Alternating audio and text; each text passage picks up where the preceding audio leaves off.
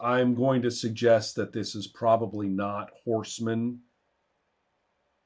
We're probably not going to go Mhm. mounted. We're probably going to, if we ride horses, we're only going to ride for a little ways and then we're going to send them back. We're going to be Right. on foot, I suspect. Um, Mhm. and Actually, what I had kind of thought was a caravan is going to be heading right. from Cimmeral Mm-hmm. and is going to be heading towards Ithmar. Right. Ithmar. Right. Uh-huh. So y'all could just go with them for a short ways and then just kind of split That off. sounds And perfect. then Yeah. we'll peel So off. Yep. mhm. So I'll be perfectly happy with that. I wouldn't mind uh, making, or if you want me to do a contacts check to kind of set up everything, or if you think that's really necessary, or that No, doesn't I matter. don't. I feel like your character is really established Yeah. in this area, very familiar.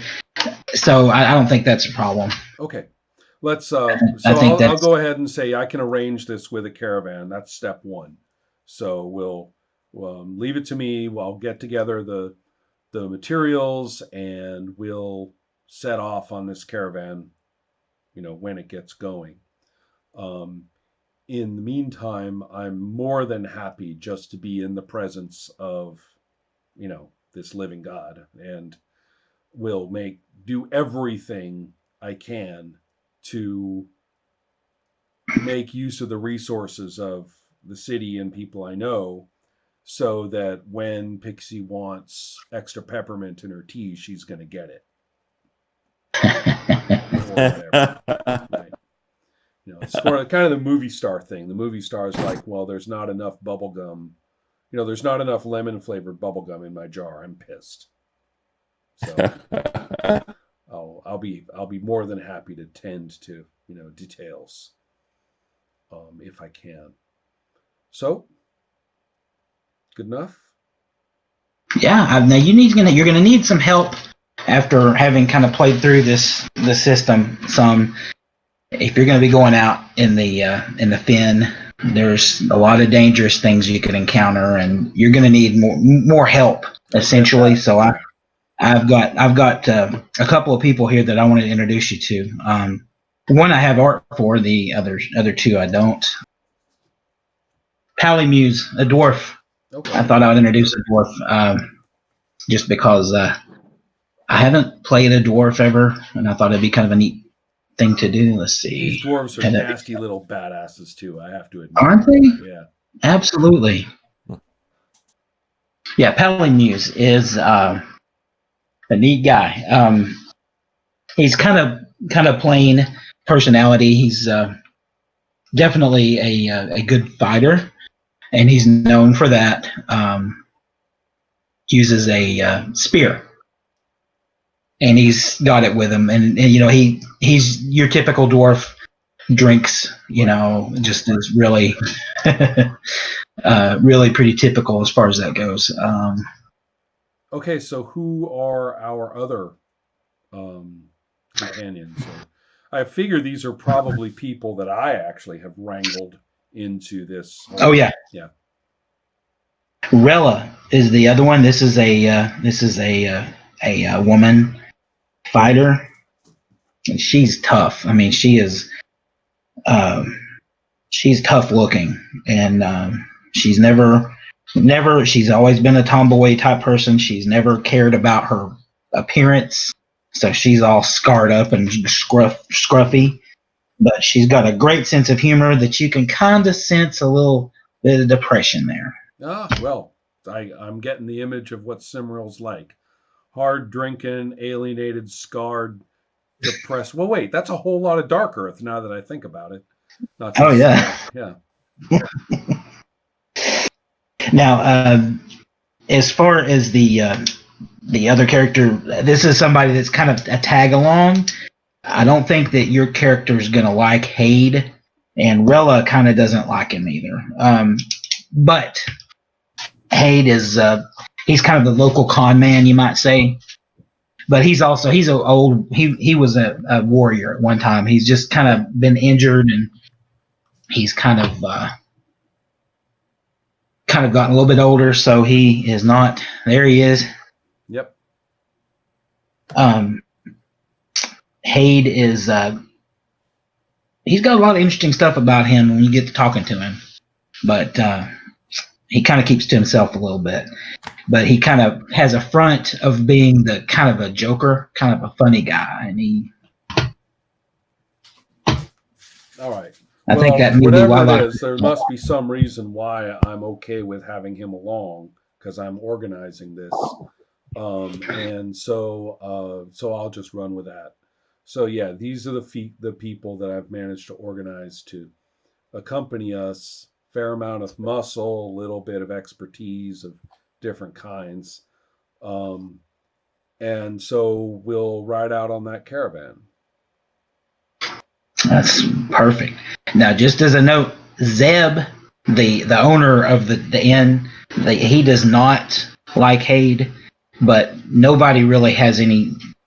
Zeb talks a lot about everybody behind their back and whatever. So that's the reason why Hade has a sort of a con artist sort of but it's not really necessarily true. You don't know of anything. I see. Specific. Right. So people have been talking just smack about that guy as being kind of untrustworthy. All right, fair enough.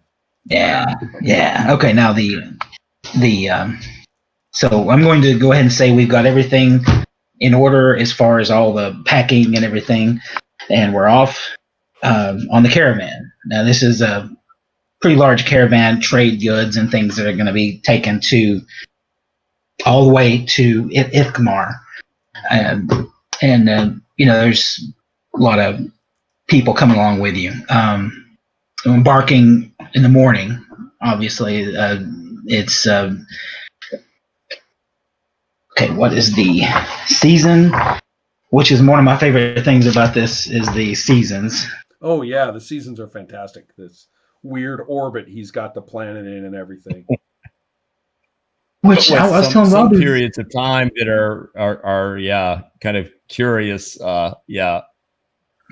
periods of time during the year. Yeah. And I forget what time I had started this on, but it's Sojourn. This is the before the storm season. So with Sojourn, just to kind of give a little brief, it's about a period of about 60 days, and it's starting to get a little cooler.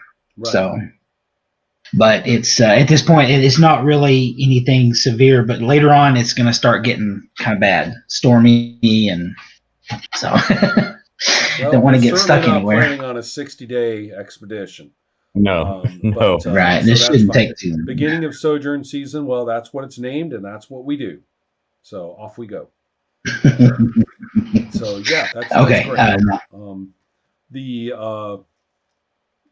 Along the trip and the caravan, my priority or my perception anyway is that I need to make it clear to our traveling companions that this is not just anyone who's with us. This is, one of the living gods of Ilwraith, and that that they are to, I'm trying to not say, keep your filthy heathen, eyes off, but it's more along the lines of, this is serious business for me. This is not, just a profit-making venture. This is, you guys will be well compensated. This is not just a standard job. You will be extremely well compensated. You are going to be taken care of. You are going to benefit very greatly from the beneficence of the Empire.